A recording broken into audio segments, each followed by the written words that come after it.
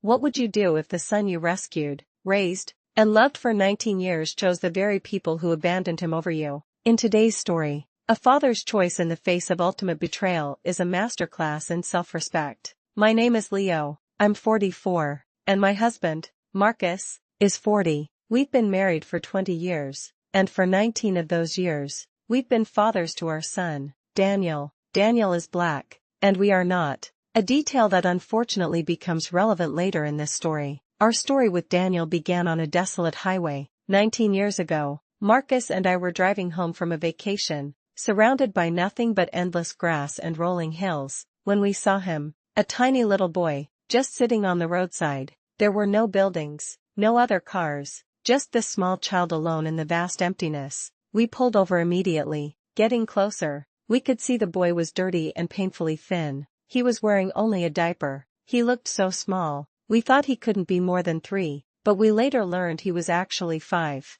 We asked him why he was all alone. His voice was small, almost a whisper, as he told us, "Mommy and Daddy put me here and told him to wait." With no cell signal, we did the only thing we could. We brought him to the nearest police station. The situation unraveled quickly from there. CPS got involved, and we found out his parents were drug addicts on the run from a felony charge. His only other known relative was a grandmother who was too mentally ill to provide care. Daniel was placed into foster care, but we couldn't shake the image of that little boy on the side of the road. We felt so deeply for him that we stayed in touch with his caseworker. I had a very well-paying job, and we knew we could offer him a good, stable life. After months of discussions and navigating a mountain of paperwork, we formally adopted Daniel. For 19 years, he was our world. We poured every ounce of love we had into him, gave him everything he needed to have a good life. And then, about 3 years ago, the past came knocking. Daniel's biological parents were released from prison on parole and contacted him,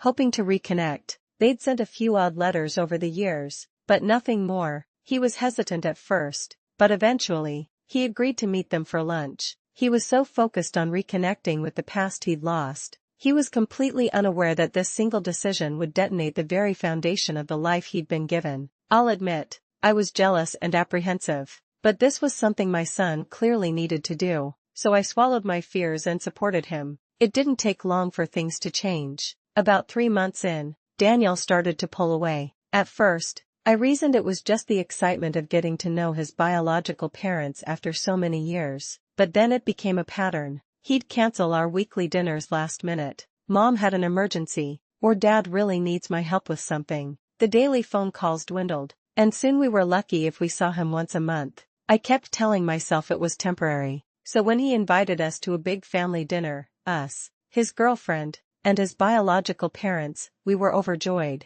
I wasn't keen on meeting the people who had left our son to die on a roadside, but I told myself they might have changed, atoned for what they did. For Daniel, we had to at least try. To call the dinner a disaster would be an understatement. Daniel's biological mother was hostile from the moment we walked in. The entire night, she made a stream of passive-aggressive, homophobic, and racist remarks directed at me and Marcus. His father was just as bad. The evening culminated when she looked directly at us, called us the F-word, and then hurled a glass at my husband. A massive screaming match erupted, and we stormed out. Daniel apologized profusely the next day, promising they would never behave like that again. I told him calmly that Marcus and I wanted nothing to do with them, and we expected him to understand and respect that boundary. He seemed to agree, but in the months that followed, he only drifted further away. This all leads to what happened last week. 9 months ago, Daniel proposed to his wonderful girlfriend, and the wedding planning began. We were thrilled for him and had offered to pay for most of the major expenses, but as the months passed, no invitation arrived. Whenever we'd ask, Daniel would get evasive,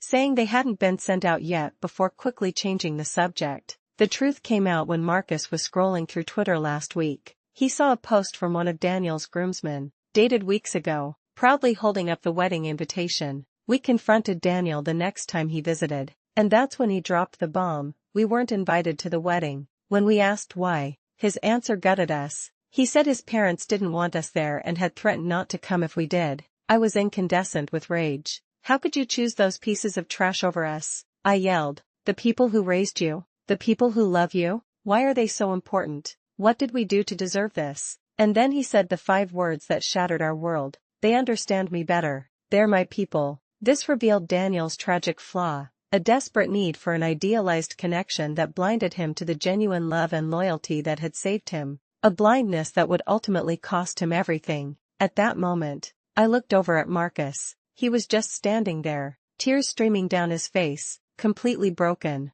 I have never been truly, incandescently angry more than a few times in my life, but this topped them all. "Get out," I said, my voice shaking with a rage I didn't know I possessed. "Get out and don't ever come back. You are not our son anymore." I threw him out of the house we raised him in and spent the rest of the day just holding my husband. The next morning, my anger hadn't cooled. It had solidified into something cold and hard. I got on the phone and systematically cancelled everything we had paid for his wedding, the venue, the caterer, the photographer, everything, even the things for which we couldn't get a refund. Of course, Daniel had the audacity to call me, screaming, "How could you do this to me?" He shrieked. "Where am I supposed to find replacements for a wedding that's just a few months away?" I let him finish, and then I calmly replied, "I don't give a shit. Maybe you should ask those 2 leeches you call parents for some help." Then I hung up. 19 years. 19 years of my life, of our lives, spent loving and raising a boy we considered our son. We gave him our blood, sweat, and tears so he could have a good life. And this is our reward? To be treated like garbage? As one commenter on my story so perfectly put it, the fact that he still felt entitled to things a son would receive from his parents, after he effectively disowned us, is repugnant. Would he have even bothered to reach out if we hadn't withdrawn the funds? Somehow I doubt it. He threw our love away, just as his DNA donors threw him away. I guess he really is with his people now. Now, friends and even some family members are calling us heartless monsters. It's made me question myself. Did I go too far? Aren't parents supposed to love unconditionally? But another person online really helped me frame it. They said that you can love your son and still be angry with him. You can love him while being hurt by his actions. And you can love him while showing him the consequences of those actions. Loving unconditionally doesn't mean you allow someone to mistreat you continually. Love does not give someone a free pass to disrespect you. We are left with this profound sense of betrayal, and I don't know how we're supposed to get over it. He made his choice.